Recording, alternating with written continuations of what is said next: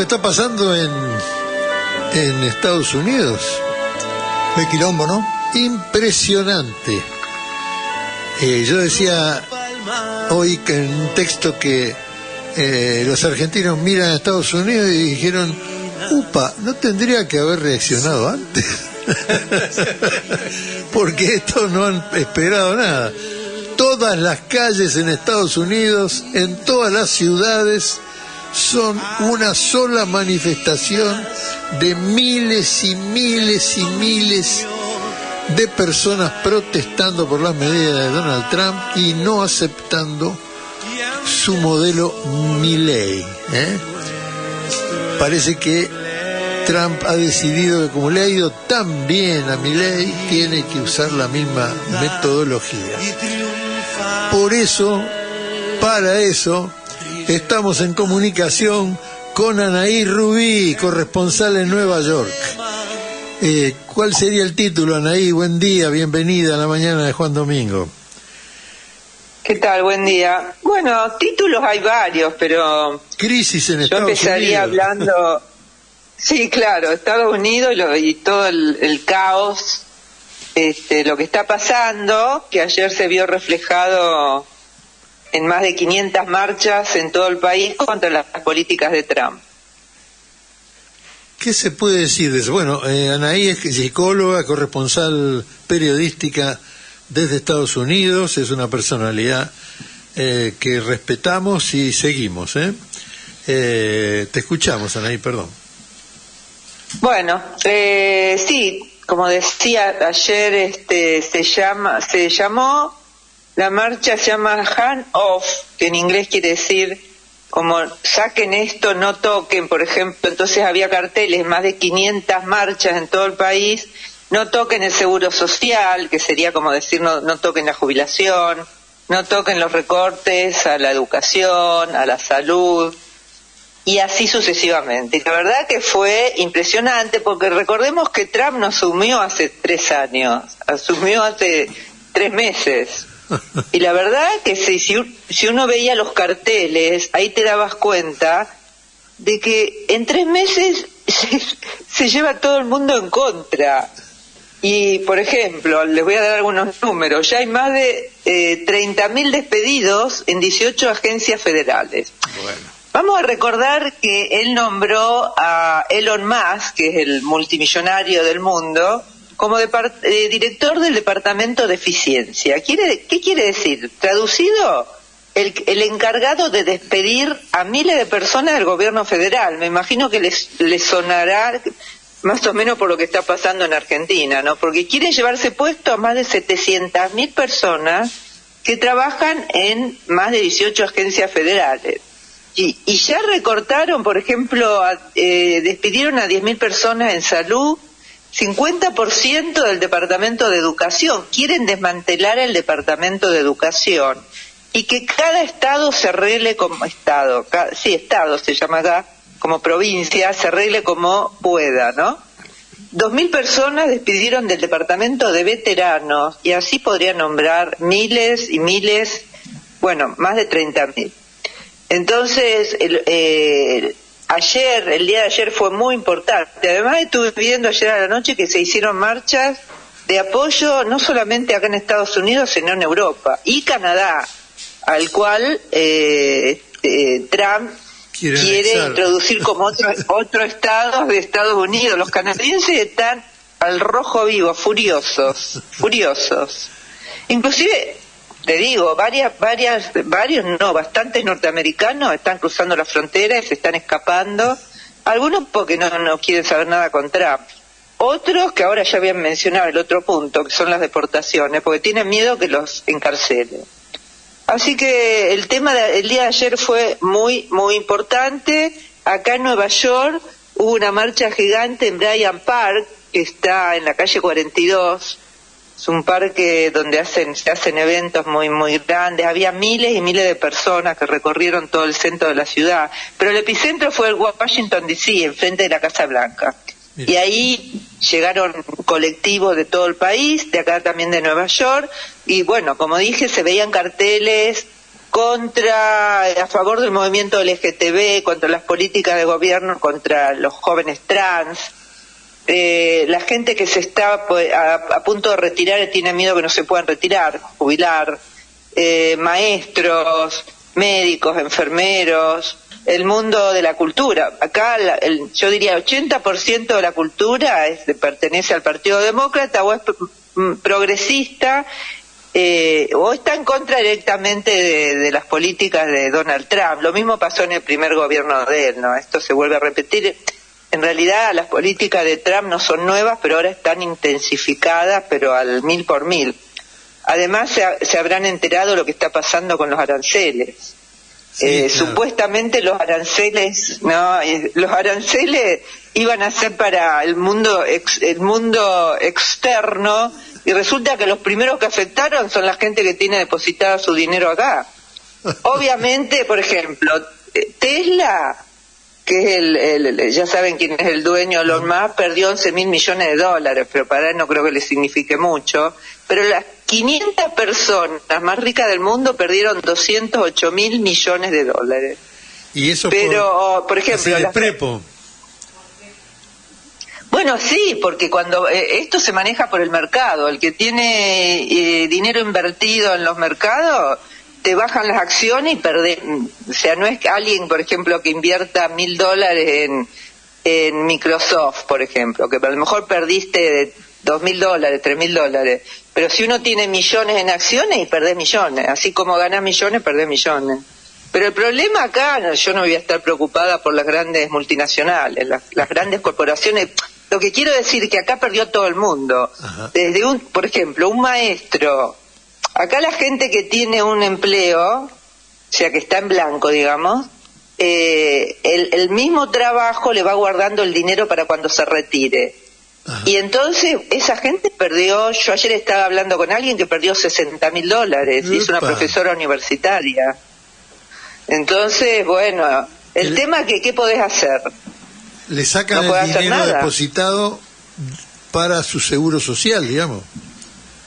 Claro, sí. Te van guardando, los que son buenos trabajos, los otros no. Si trabajás independiente, no, te lo tenés que hacer vos mismo, no. Pero los que tienen buenos trabajos, que eran profesores, ¿cómo? Las corporaciones. Claro, pero por ejemplo las universidades, los profesores tienen buenos sueldos acá, maestros, te van guardando el dinero para cuando vos te jubiles. Entonces vos tenés un sueldo mejor que recibir una jubilación del gobierno, que es una miseria espantosa, la verdad. Pero bueno, eso es lo que está pasando acá, y la gente está muy enojada, porque los que protestaban ayer no solo protestaban para que no echen a maestros o a enfermeros, también protestaban porque en 4 días perdieron un montón de plata. Entonces la gente está acá furiosa. Porque bueno, supuestamente... sí. Ricardo Plazaola te quiere hacer una pregunta. Sí, te quería hacer 2 preguntas básicamente. Bueno. Una es si es verdad, no sé, Estados Unidos es muy grande, no sé si tenés conocimiento de todo lo que ocurre allá, pero es verdad que se han hecho detenciones de gente que simplemente se ha expresado en contra de medidas de Trump, o específicamente en contra de deportaciones, que las han detenido solo por hablar, solo por expresarse. Esa es una pregunta, ¿sí es cierto? Ese iba a ser mi segundo punto, del que iba a hablar ahora. Porque empecé por las marchas, pero ahora vamos al tema migración, deportaciones. Dale. Y sí, justamente iba a empezar a comentar eso. Mirá, el año pasado acá se hicieron las marchas más grandes desde los 60, 70, las grandes marchas que se hicieron acá contra la guerra de Vietnam. El año pasado se hicieron marchas y toma de universidades en todo el país, y las grandes universidades acá, por ejemplo, de Columbia, Nueva York, Cornell, Georgetown y distintas Bronx, distintas universidades en todo el país. Entonces, ya había dicho Trump que no se iba a permitir que se hable mal de Israel, porque eso es considerado antisemitismo. Entonces, ¿qué pasó? Detuvieron hace ya como un mes a un estudiante no, se había recientemente graduado, un joven palestino que estaba estudiando en Columbia, que es una universidad que no estudia cualquiera, la verdad, porque es carísimo, tenés que tener una beca muy grande. Él estaba casado con una joven, también descendiente de palestinos, pero ciudadana norteamericana, que está por tener un bebé en estos momentos. A este chico lo arrestaron, ¿por qué? Porque él participó en el campamento que se hizo en la Universidad de Columbia. Lo arrestaron porque él estaba en la toma de la universidad y, bueno, siendo uno de los líderes a favor del pueblo palestino y contra el genocidio israelí. ¿Qué pasó? Lo vinieron a buscar a la universidad, porque la universidad también vive la mitad de la gente, los que estudian, ¿no? Entonces lo vinieron a buscar a la madrugada y se lo llevaron detenido con esposa, como si fuera un delincuente, y ahora está en Luisiana, que es el sur de Estados Unidos. Lo querían deportar, pero un juez intervino, entonces hasta ahora están luchando el caso, no lo deportaron. Pero a él siguió otra estudiante, también por recibirse, de Columbia, gente de estas universidades que nombré, aproximadamente creo que son 5 o 6. La última es una chica turca que iba caminando en no me acuerdo exactamente el lugar, en Estados Unidos. Ella había escrito, en uno de los campamentos que estoy mencionando, había escrito una nota a favor del pueblo palestino. La secuestraron, uso esta palabra porque es un secuestro, gente enmascarada, que no se sabía quién era, después se descubrió que era de ICI, que es el Departamento de Migraciones, y también la detuvieron. Están todos detenidos. ¿Por qué? Por hablar en contra del genocidio israelí. Y esto es obviamente la gente salió a protestar. Inclusive en Colombia se encadenaron estudiantes de Colombia judíos que están diciendo que no digan que el gobierno usa esto contra el antisemitismo, porque eso no es verdad, ellos son judíos y están defendiendo a estos jóvenes encarcelados. Horacio del Prado te quiere... Esa es una parte. Horacio del Prado sí, pero te quería... déjame decir algo. Dale. Quiero decir, eso es una parte de la deportación.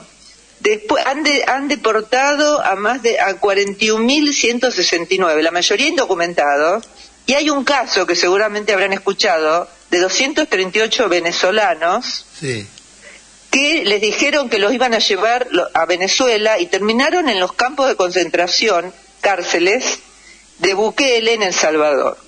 Así que eso es tremendo. Bukele cobra, ¿no? Bukele cobra por preso de... $20.000. Sí, Bukele es un flor de negocio. $20.000 por cada tipo que pobre.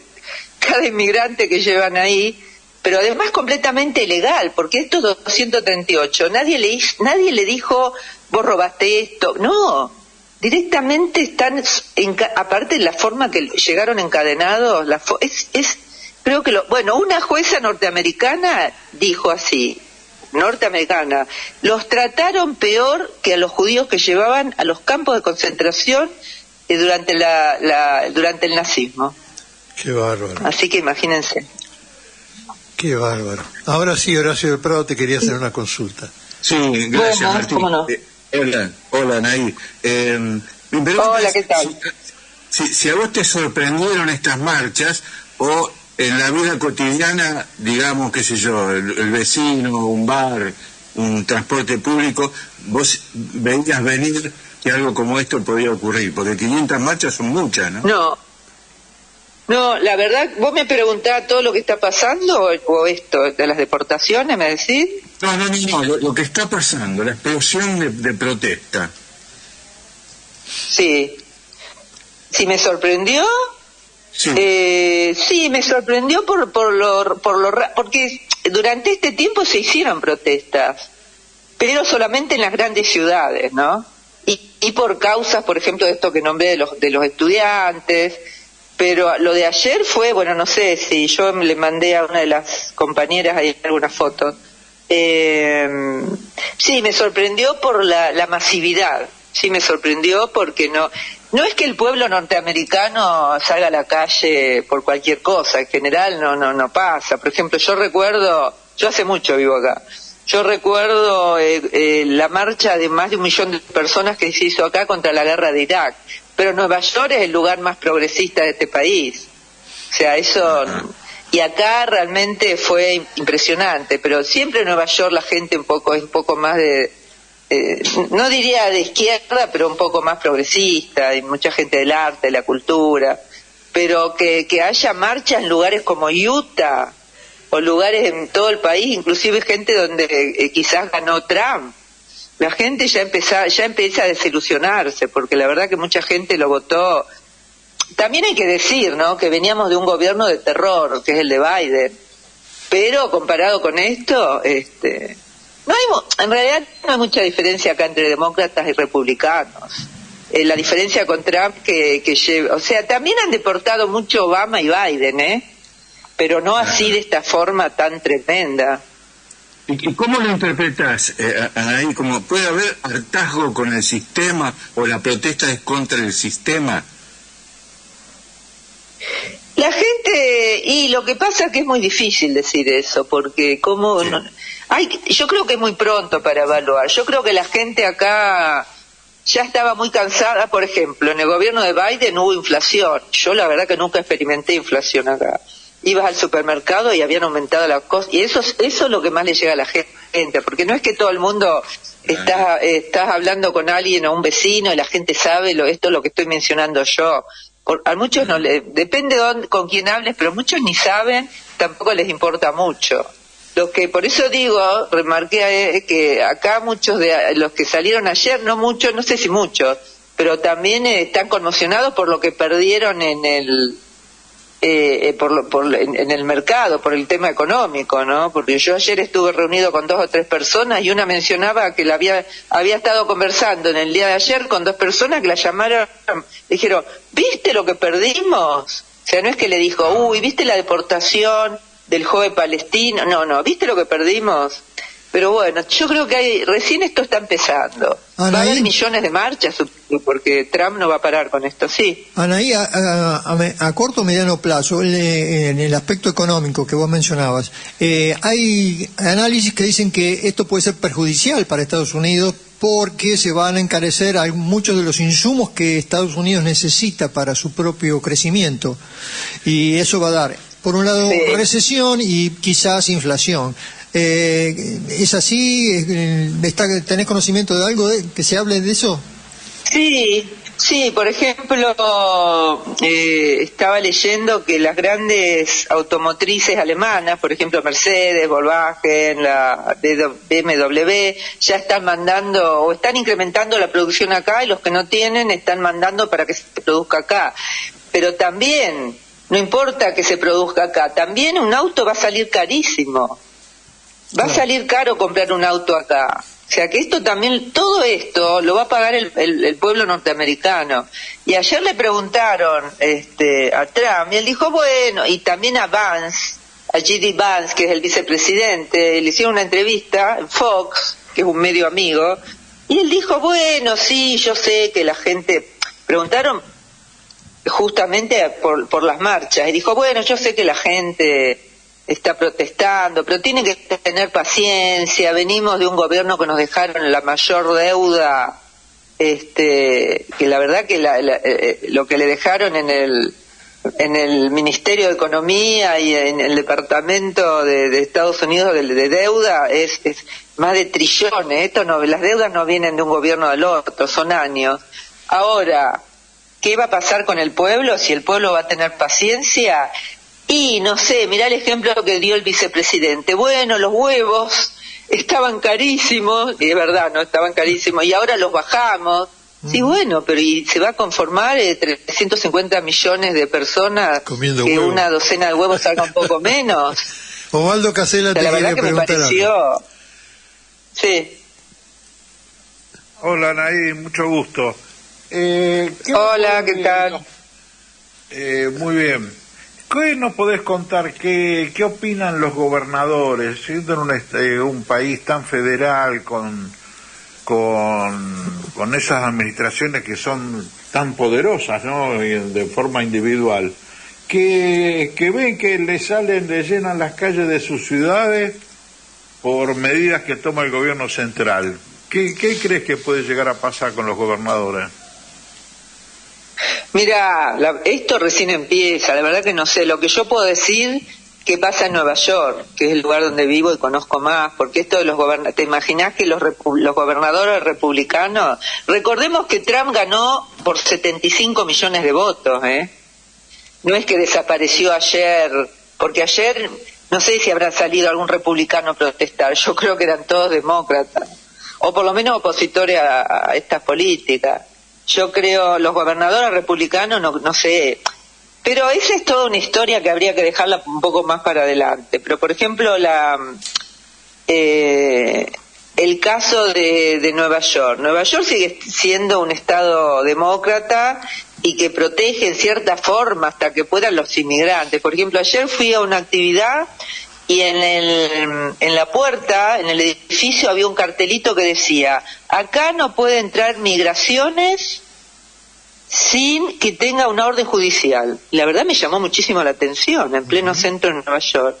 Y entonces hablaba con otros compañeros, me decían, bueno, lo que pasa es que acá, usted sabe lo que son las ciudades santuarios, ¿no? Son las ciudades declaradas amigables de los inmigrantes.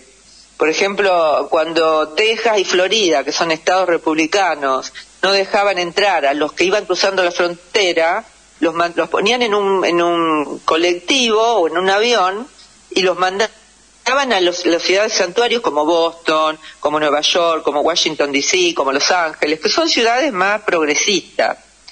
Entonces, bueno, acá la gobernadora de Nueva York dijo que, bueno, que acá van a seguir respetando las reglas que ayudan a los inmigrantes y protegen a los trabajadores. O sea que los que vivimos en Nueva York respiramos un poco mejor, pero bueno, no es fácil resistir a Trump y a los gobiernos, especialmente cuando tenemos un alcalde afroamericano que era ex policía, que la verdad que estaba siendo juzgado por fraude, le levantaron los cargos porque el tipo está siguiendo un poco las políticas de Trump, pero la gobernadora sigue siendo demócrata. Ahora, ¿qué van a hacer los gobernadores republicanos cuando vieron toda esa gente pasar adelante sus narices ayer? Y yo creo que hay que esperar un tiempo, todavía no se sabe. Ahora, si echan a todos los latinoamericanos que están indocumentados, la mayoría, ¿qué van a hacer con toda esa mano de obra que no quieren hacer los norteamericanos? Mozos de bar, chicas que hacen la limpieza en las casas, etcétera. Los que levantan la basura. No pueden echar. No lo pueden hacer. Acá hay como... Exactamente no saben, nadie puede saber el número de gente indocumentada, pero se calcula entre 13, 15 millones, no es 1 o 2. Eso es imposible. Y además, mira, hay un documental que se llama Un día sin inmigrantes, pero se hizo creo que en el primer gobierno de Trump. Y es imposible, porque si vos vas a comer acá o vas a cualquier lado y ves en las cocinas, los pibes que trabajan y son guatemaltecos, son mexicanos, son mayoritariamente mexicanos, salvadoreños. Y es verdad lo que decís, ¿quién limpia los baños? Hacen los trabajos que los norteamericanos en muchos casos no quieren hacer o no pueden, bueno, distintas razones. Pero lo que pasa es que están deportando, sí, van a las fábricas, o van, bueno, a los lugares donde se concentran. Hay barrios acá donde se concentra mayoría latino y la verdad que la gente está aterrada. Muchos no quieren mandar los chicos a las escuelas, porque inclusive los primeros días del gobierno de Trump mandaban esta gente de migraciones a las escuelas, pero muchas escuelas, por ejemplo en Chicago, no los dejaron entrar, porque lo que querían era meterse en las escuelas y empezar a averiguar quiénes son los chicos de papás indocumentados. Un horror. Entonces cuando los chicos salían a la escuela, al horario de salida, los iban a esperar, lo iban a buscar los padres y los llevaban presos. O sea, en algunos estados demócratas, como por ejemplo Chicago, los detuvieron, pero otros estados no. Entonces, eso se paró por lo menos un poco acá en Nueva York, pero no en los lugares republicanos. Bueno, el tema, por ejemplo, es una buena pregunta. Yo vi una entrevista de representantes que serían como diputados, ¿no? Del Comité de Inteligencia, y entrevistaban a una candidata justamente que iba a trabajar para migración, y le decía, ¿usted tiene idea? Esta persona, este diputado representaba a California, que donde más ahí donde se cosechan o se cultivan frutas y verduras del país. ¿Y quiénes son los que van al campo? Y son todos mexicanos. Y le preguntaba a esta mujer, le decía, pero usted tiene idea que si deportan, ¿quién? Nos fundimos. Él hablaba así. La gente a la que yo represento se funde. ¿Quién va a levantar esas cosechas? Y la tipa esta señora que después creo que la nombraron, no sabía qué responder. Y es verdad, porque toda esa gente, inclusive en algún momento le daban visa por el tiempo que duraba la cosecha, pero ahora ni eso quieren hacer. Entonces hubo un tema económico que después, obviamente, cuando llegan las frutas y verduras de California a Nueva York, salen 20 veces más. Eso es lo que pasa. Ahora, los hijos de esos inmigrantes nacidos en Estados Unidos son ciudadanos estadounidenses. No. Sí, bueno, pero separan a la familia. Ayer veía un video que uno de los chicos lloraba aterrorizado y mientras veía que su mamá la subían en un auto y la de policía del departamento de inmigración y la llevaban. Es así, a los ciudadanos por ahora no los, bueno, a menos que la madre decida que sus hijos que se vayan con ella, pero es una decisión terrible, porque un chico que estudió acá, que nació acá, ¿y qué va a hacer? Como no es fácil trasladarse y empezar la vida de nuevo. Eso es otro tema ya más del orden psicológico, ¿no? Esta cosa que ya lo hizo Trump en la primera presidencia. Acá quedaron miles de chicos que tampoco no se sabe dónde están, ¿eh? Muchos chicos desaparecieron. Miles de chicos que no se saben dónde están, quedaron en la frontera. O sea que ese es todo otro tema, punto aparte, porque eso es tremendo, la separación de las familias, ¿no? Hay mucho miedo acá, hay mucho miedo. Las marchas que se realizaron ayer, ¿eran multirraciales o predominaban? Sí, había gente blanca, lo que se llama acá, afroamericanos, latinos, y muchos sindicatos.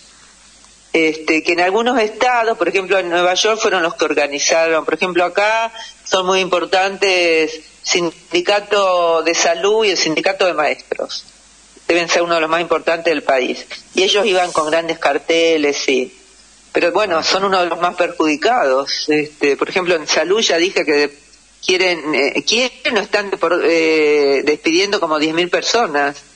Aparte de los recortes que están haciendo, ¿no? Ya que acá la educación y la salud, bueno, si Trump logra que educación se desmantele y que cada estado se haga cargo, eso va a terminar de ser un desastre. Porque en realidad este es un objetivo tanto de demócratas como republicanos. Pasa que los demócratas disimulan un poco más. Cuando hablo de demócratas me refiero al ala más de derecha, ¿no? Sí. Que también quería decir que Bernie Sanders, que es la verdad que uno de los políticos más confiables que hay acá, ya empezó hace como 3 semanas a recorrer el país con Alexandria Cortés, que es una joven congresista puertorriqueña. Están los dos recorriendo rallies, lo que se llaman acá, concentraciones en todo el país, y la verdad que va mucha gente y se llama rallies antioligárquicos.